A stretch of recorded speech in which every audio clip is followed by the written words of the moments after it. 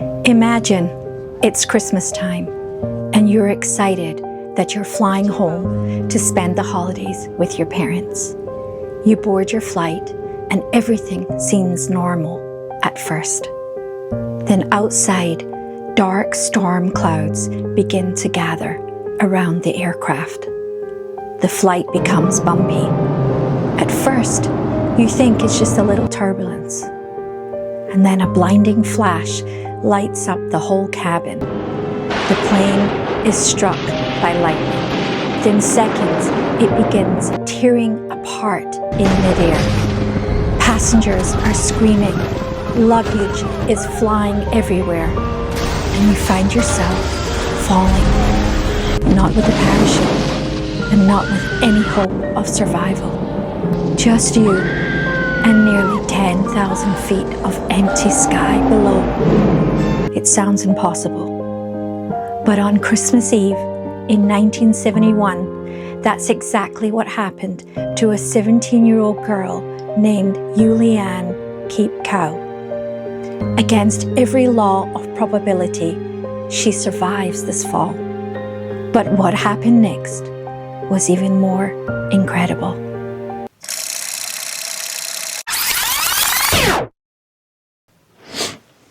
Hi, I'm Devora, and welcome to Unbelievable True Stories with me, Devora, where every story you hear actually happened. If you enjoy fascinating true stories that sound unbelievable to be real, then you're in the right place. Every week, I want to bring you another incredible story from history that proves real life is often stranger than fiction. Now, my first video, was about the baker on the Titanic, and I so enjoyed researching this story. And now I bring you another amazing story, and I've been researching this all week, and it's an amazing story. So please stay tuned. So let's begin. It was Christmas Eve, December 24th, 1971. 17-year-old Juliane Koepcke had just finished school in Lima, Peru. She was excited. She and her mother, Maria, were flying to meet her father, Hans Wilhelm, a biologist working at a research station deep in the Amazon rainforest. For Juliane, the jungle wasn't frightening at all. She had spent much of her childhood there. Her parents were respected scientists who had devoted their lives to studying the rainforest and its wildlife. Juliane knew the sounds of the jungle, and she understood its dangers. But what she could never have imagined was soon it would become her only hope of survival. Her mother, Maria, had wanted to return to Panguana with her on the 19th or the 20th of December. But Juliane wanted to attend her graduation ceremony in Lima on December 23rd. Maria agreed that they would stay for her graduation, and so they scheduled a flight for Christmas Eve. All the flights were fully booked except for one with LANSA. Juliane's father, Hans Wilhelm, urged his wife to avoid flying with this airline due to its poor reputation. But it was the only flight that was still available to be home in time for Christmas.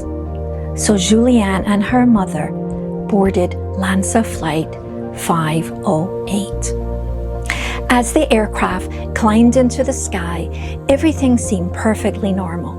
Passengers settled into their seats, some chatted quietly, some fell asleep, others looked out the window at the endless green rainforest below.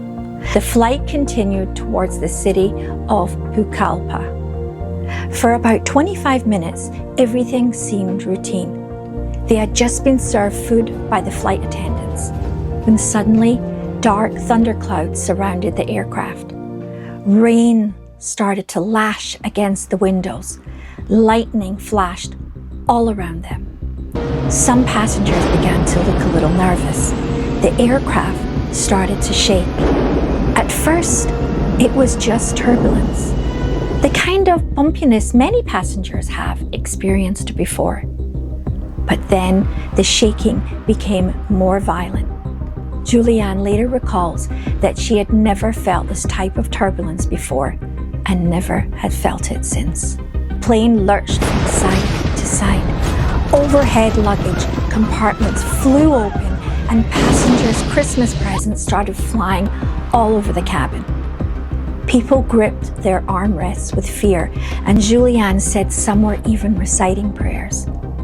Juliane later remembered hearing her mother nervously say, "This is the end. It's all over."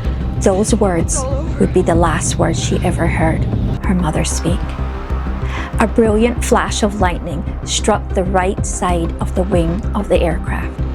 Later, witnesses and investigators believe the lightning ignited the fuel vapors inside the wing. A fire broke out and the aircraft suffered structural failure, with the right wing and part of the left wing started separating in flight. Later, analysts of the flight recorder indicated that the breakup occurred around 12:45, about 15 minutes before the aircraft was actually due to land. The aircraft broke into pieces nearly 2 miles above the Amazon rainforest. Passengers, luggage, and sections of the airplane were thrown into the sky. Juliane was still strapped into her row of 3 seats. One moment she was inside the aircraft, and the next she felt the aircraft just disappeared from her, leaving her in midair where there was nothing but clouds. 2 miles from the ground below, she was falling through the sky. Most people would lose consciousness immediately, but Juliane remained awake for at least part of the fall. She later recalled spinning through the sky while still attached to her seat. She had been sitting by the window, her mum next to her in the middle seat, and a man on the aisle seat. Now it was only her and the other 2 attached seats that were now empty, flying through the air. She remembers seeing below her an endless sea of green, which she later described as looking like bunches of broccoli. Then everything went black. No one knows exactly how she survived. Some experts believe the row of seats acted like a giant leaf, slowly descending as it spun through the air. Others think the thick jungle canopy helped cushion the impact. Whatever the reason, it was nothing short of a miracle. When Juliane opened her eyes the next morning, it was Christmas Day. She was lying alone on the jungle floor. She had broken her collarbone, had a bad tear in her left knee, deep lacerations to her right arm, her eyes were badly swollen, and she had extreme concussion. But she was alive. She had lost her glasses, but her first thought was, where was her mother? She called out for her. There was no answer. She listened carefully. Only the sounds of the rainforest surrounded her. Birds, insects, the distant cries of monkeys, but no voices, no rescue teams, and no other survivors. When Juliane realized no one was coming, she knew she had to move. She was injured. She was very weak and barely able to see out of her eye. But thanks to her parents, she knew one thing that could save her life. Her father had always taught her, if you ever are lost in the rainforest, find running water and follow it. Small streams eventually become larger rivers, and rivers often lead to people. It was our only chance. She searched the wreckage around her. There wasn't much, just a few scattered pieces of the aircraft. She found a small bag of candy, which she took with her. She also found a piece of cake, but it was full of mud. But she later regrets not taking that with her, as the candy ran out very fast. She began walking. The jungle was unlike anything most people can imagine. The air was hot and humid. Mosquitoes swarmed around her. The ground was slippery with mud. Thick vines blocked her path. Hidden beneath the leaves were insects, spiders, and snakes. Every step was exhausting. At times, she had to wade through streams to avoid that dense vegetation. The water was cooler. Although the stream was full of stingrays, she waded through as the water helped protect her from many of the dangerous insects. The day turned into night.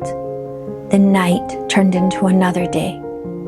Juliane slept on the ground, surrounded by the sounds of the jungle.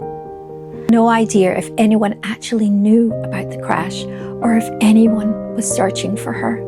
As the days passed, her injuries became worse.